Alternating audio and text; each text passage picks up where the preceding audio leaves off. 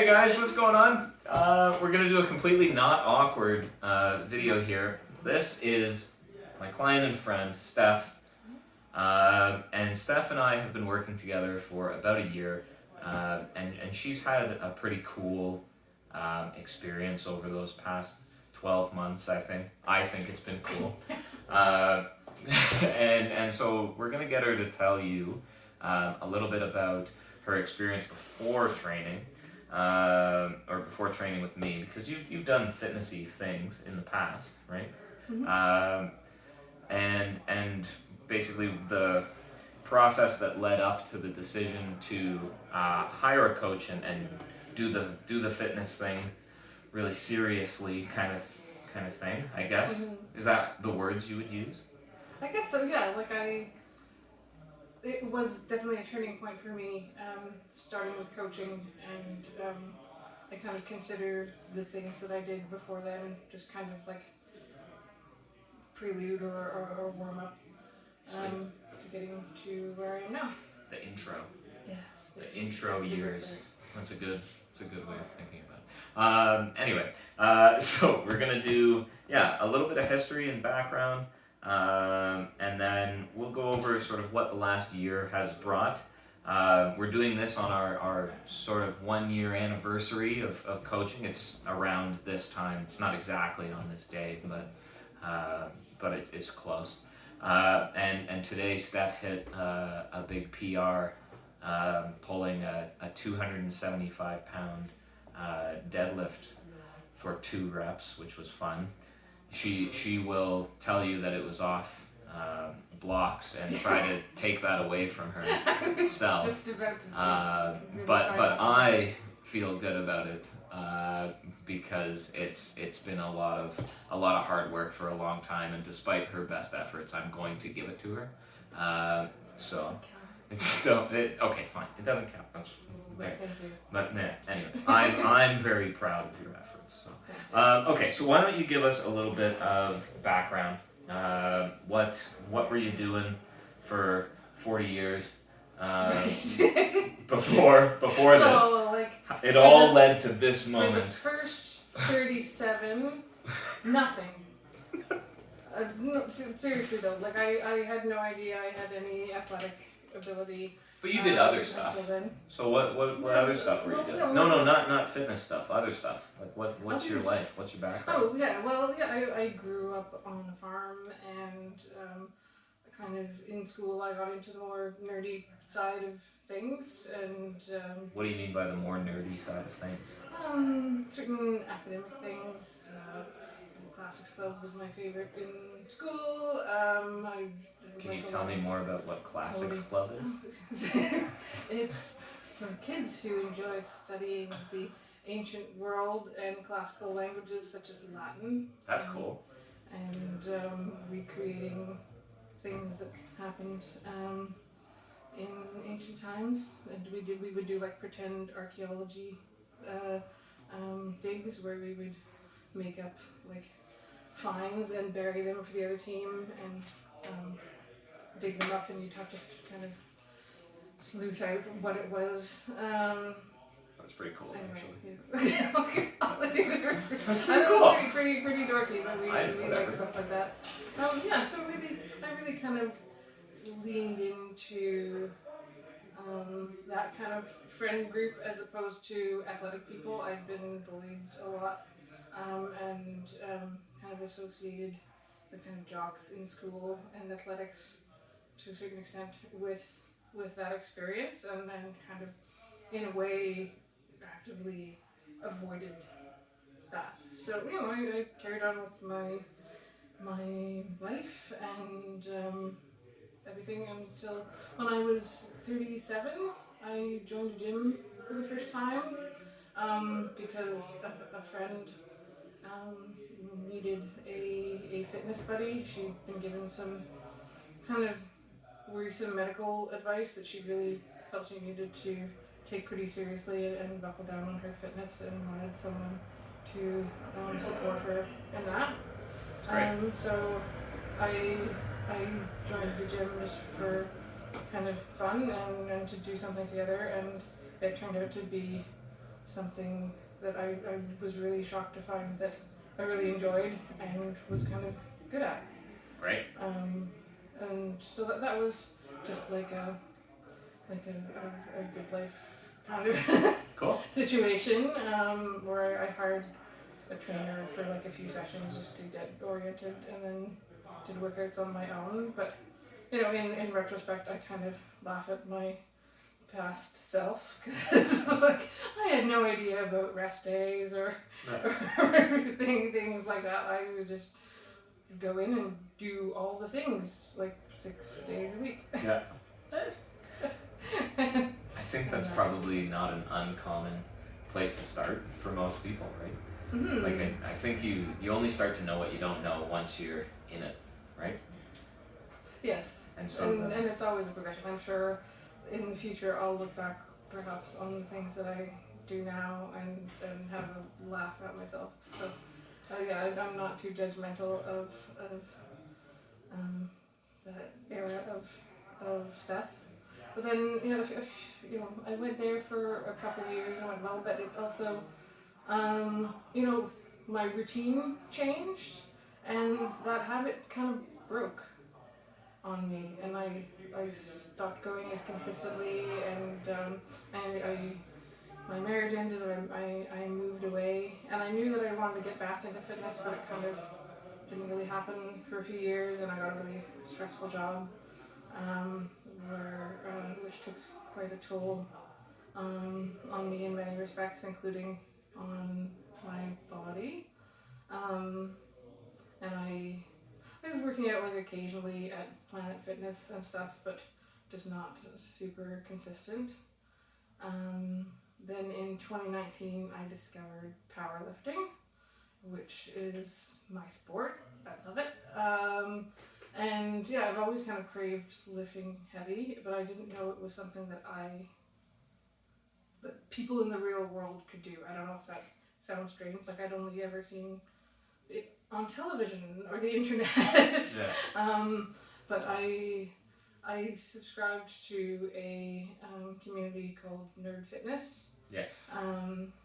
Which I really kind of resonated with the people. It was kind of like that similar friend group that I talked about from school, except we're all into fitness. And digging up weights. Yeah, not really. But kind of applying that. Bury them for the other group. Like I think there's a certain like intensity of like really being all in on something. Yeah. And trying to learn something to the utmost extent possible that is common among that group, and having pop culture references in common, and kind of making challenges on that sort of theme, I think helps as well.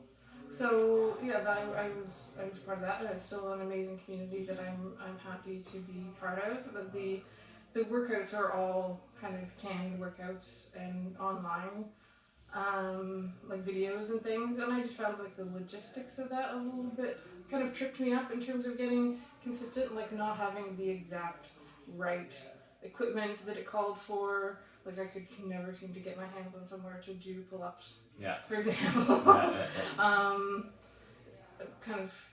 It kept me from developing consistency.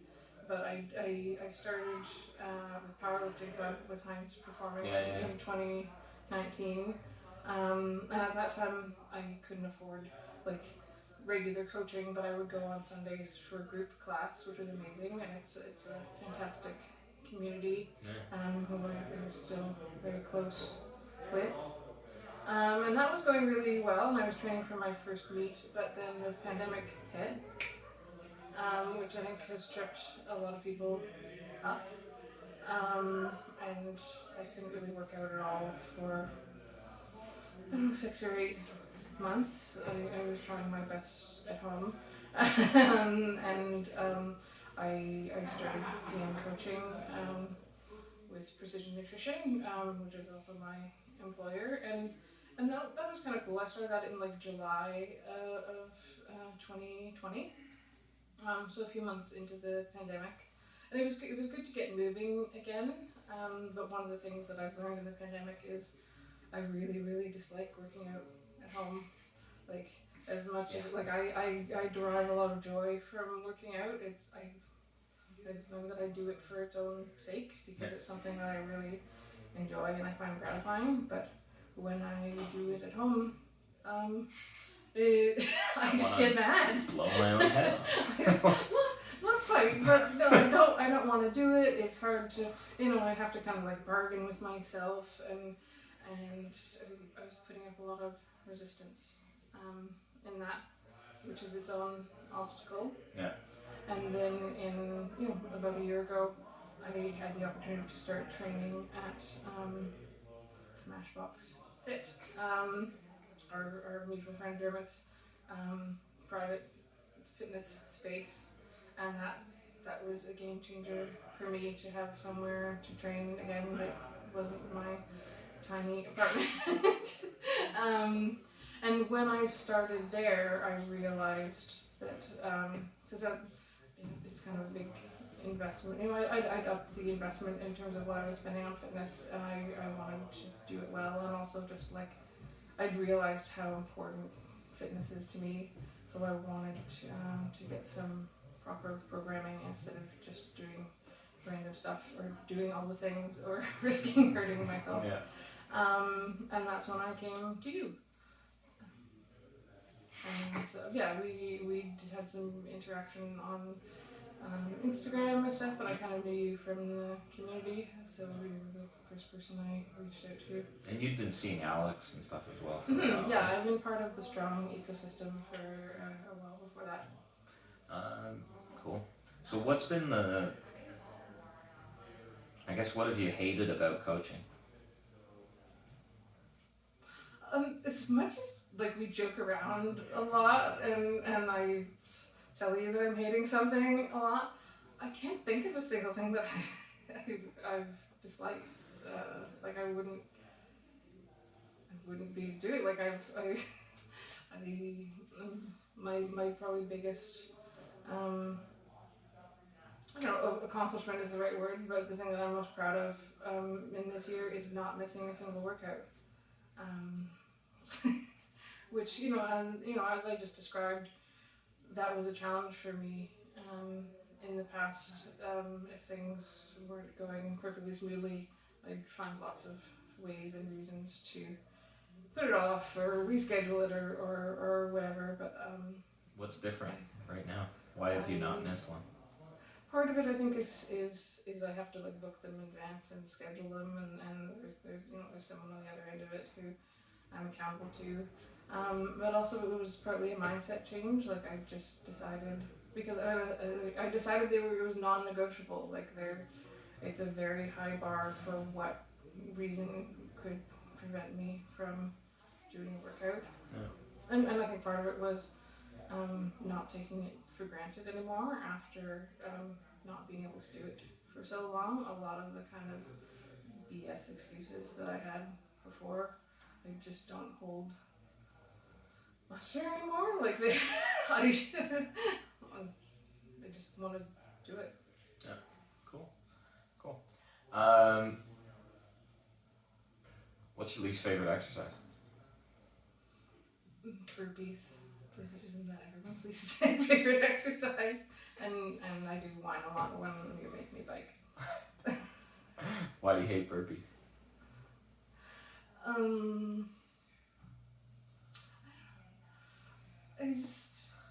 know. This is starting to get like therapy session or something. I feel kind of like out of control or something when I'm doing burpees. Like I get winded pretty fast, and that's a feeling that I really dislike and makes me a bit anxious. That's been a common thing that's come up a lot over the past year, is that sort of shortness of breath and feelings of anxiety in training. Do you want to, this might be an uncomfortable one, but I think it would be worthwhile to talk about, because I think it's something that a lot of people are going to or do experience and don't really know why. Are you comfortable with putting some words to that?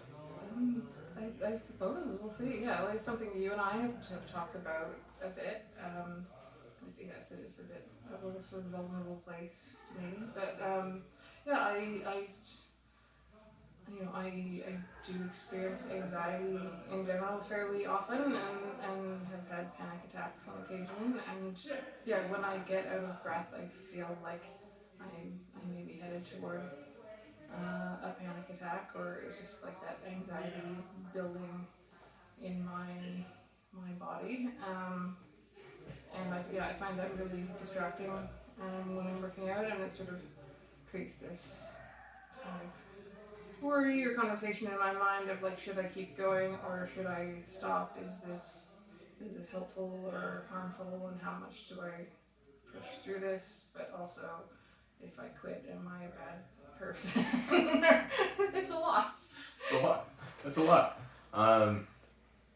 Thank you for sharing that. That is, I kind of love this point because it is one of those things that like a lot of people do experience, especially a lot of people that are generally hesitant about going to gyms because it's an uncomfortable place when you're not like confident in gyms. And a lot of people do experience those like almost panic attack type symptoms. So anyway, that's more for you folks at home. It's a really normal thing. Well, it's a really common thing. I'm gonna say it's never great to be having panic attacks and that sort of thing, but it's certainly, you're not weird for having that sort of thing. Okay. You're not a weird person. Anyway, it's important. It's important. I wanna ask about some of the, I know you don't really want to talk about it, but some of the like more physical results that you've had. Okay. And this is gonna be like, we're basically gonna gloss over this, but I wanna Sure. Yeah, I wanna just get like the quantitative stuff. Yeah, and I don't mind talking about it. It's just not something that I focus on or emphasize. 100%, which is also an important piece. So this is what happened, but it's the result of what was done. So it's important to focus on what was done and not what happened. Well, I guess it's important to not make a big deal of it at all. it's important to focus on the work that Steph did here. She did get great results, but she only got great results because of doing a lot of things really, really well over a long period of time. So I just want to make sure that we're emphasizing that Steph put a ton of time and effort into just getting the work done, and the fact that there isn't a huge focus with us on what the numbers were, I think is a very positive thing. So anyway, if you want to tell the folks at home. I don't know which numbers you want. Let's go weight. Okay. Since the start of 2020, I've lost 45 pounds. I know I'm not supposed to sell big numbers, but that's pretty good. Yeah. That's a pretty good one. Because how much? Do you know how much you weigh right now? Yes. Are you not comfortable I'm talking not about comfortable that? putting that on the internet. That's totally fine. Don't worry about it. Anyway, 45 pounds. Great. It's excellent. Did you do any other like measurement stuff? Have you done any inches lost? Yeah, I keep track of this thing, but I don't. It's not something, like I said, that I focus on, so it's not in my mind. Like, Okay. I kind of set it and forget it. Like, I'll periodically do my measurements. When I was doing PN coaching, I was doing it on a specific interval. Yeah. Now I kind of just do it when I feel like it, like once a month or so. I track my weight a bit more often. But like it's a digital scale, so honestly I most of the time I don't even look at it. Cool. I just let it record it and it posts it to my profile. Got it. That's kind of cool. What's that scale called? Oh, I have it's a Fitbit Aria, so it kind of syncs up with all my So your gadgets. Yeah. Cool. How many pant sizes did you lose? I do remember. Yes. You talking about that? That was kind of a fun milestone when the weather got cold. Fun but also stressful is that I didn't have any pants at all that fit. It's a good thing. So I did chopping. Yeah. Yeah. So I think, you know, around the same time frame, maybe a little bit before that 20, like sometime in like 2019, I think I was wearing like a size 18 or so, and now I wear a size 10. Okay. Can't believe I'm putting my size on. I'm sorry about that. I don't. Yeah, it was easier than doing math. It's our strong internet. No, let's be honest. Well, Nobody watches this. It's just your. What's all my fans? It's just hear your about it ecosystem. Spread No? it all over. That's it.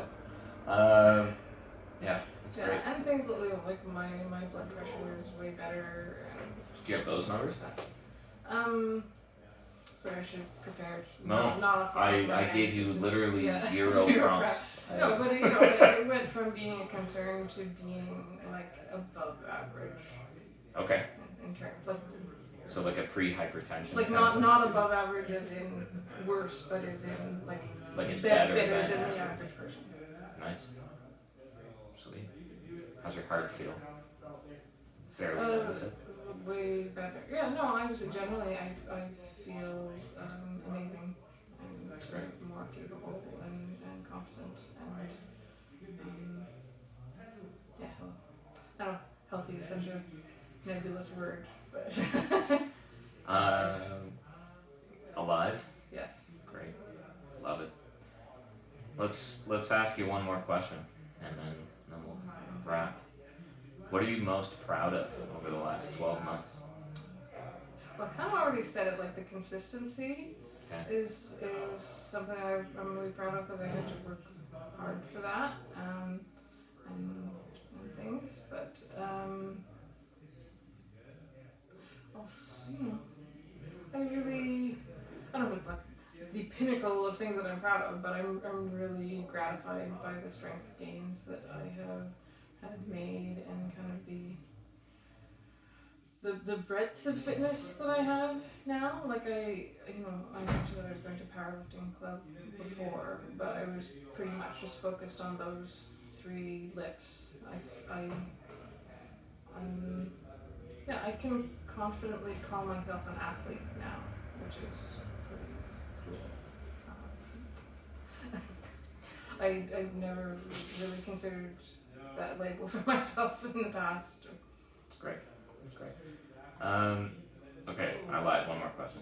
If you had one piece of advice for somebody who has tried and failed a few times to start their fitness journey, what would it be? Don't give up. Like keep experimenting and find the system and solution that works for you. Like I think that experimentation is the key. And I don't consider all those things that I did before failures either. They were just things that I did that maybe worked for a while or didn't work at all, but it gave me insight into finding the next better thing. Great. That's it for me. Do you want to say anything else? No. I can't think of anything. Way to put me on the spot. There you go. Would you like to say any words? Do you have any closing Do you have any words? Okay. But Awesome. other than thank you for being an awesome coach. Anytime. Happy to do it. Happy coach. It's been a blast. It's been a blast. It's been a lot of fun. Thank you for all your work, all you do. You know, it's good. Well, at least that wasn't awkward. No.